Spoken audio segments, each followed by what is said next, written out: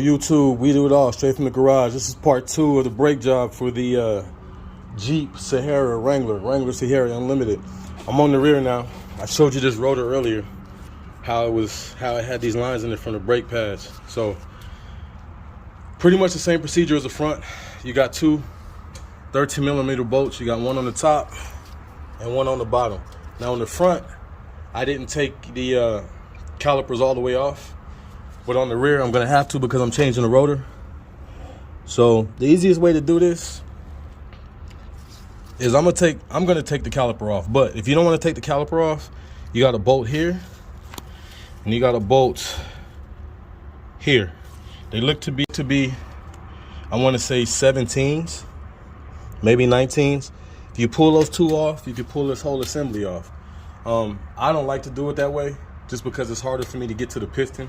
So I'm gonna go ahead and take the caliper off and then I'll remove that bracket. So two 13mm bolts. I'm using the needle nose vice grips because there's a bolt in between the caliper and this bracket. And if you don't hold it, it's just gonna spin. And it takes a really slim 15mm wrench, and I don't have one, so I use my needle nose vice grips to get in there and hold that bolt for me. So I'll be back.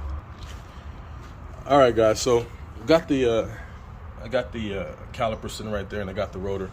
I pulled the rotor off, and they come off real easy. You might have to give it a couple taps with a hammer, but it'll come off. The reason that it's held in is because these are your brake pads for the emergency brake. So whenever you hit your emergency brake, these expand inside the rotor and they keep the vehicle from moving. So it's a good idea while you're in here to check these brake pads. They're not gonna have a whole lot of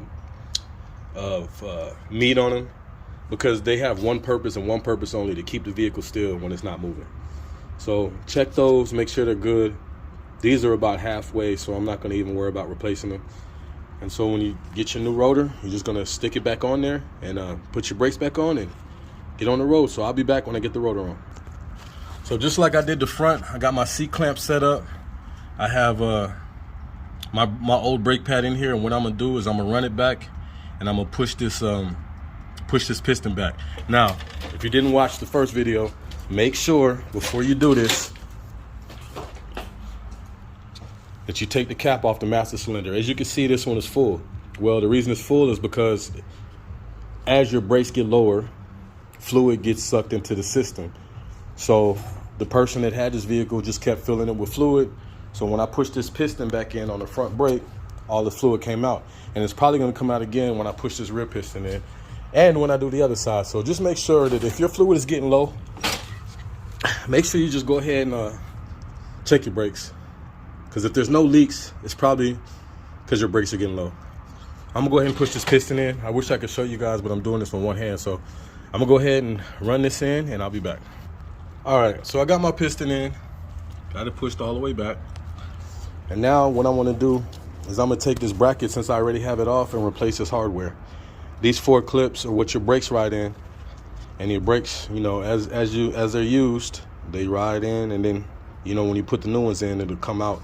So if you buy the Duralast Gold from AutoZone, you see how easy that came out. It comes with these clips, and actually there's one missing. So somebody's been in here before. But anyway, there's a tab on the outside. Just push it, and you may have to get a screwdriver depending on how rusty they are. This one has 2 tabs missing, so there weren't even any tabs back here. So yeah, these were replaced before. But anyway, I need to get a screwdriver to get this other one, but I'm just gonna pop that out and then I'll take the new one and pop it back in. So I'll be back. So guys, we got the bracket back on. Oh, by the way, these bolts back here are 18s. So the 2 bolts you take out are 18s. Got the brackets back on, got the new hardware on, got the brakes put in. So now all that's left to do is put the caliper back on. Now is also a good time to check these slides right here. Make sure they move freely. Like, I can listen and tell there's grease in there. If they're not moving freely, back and forth, you want to go ahead and pull them out, grease them, and put them back in. Hopefully they're not rusted in there.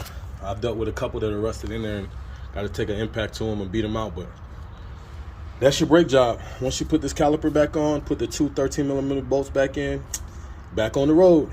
So hey, we do it all straight from the garage. I hope this video has helped somebody. Please tell your friends about us, like, comment, and subscribe. And as always, we truly appreciate you guys. We out. Peace.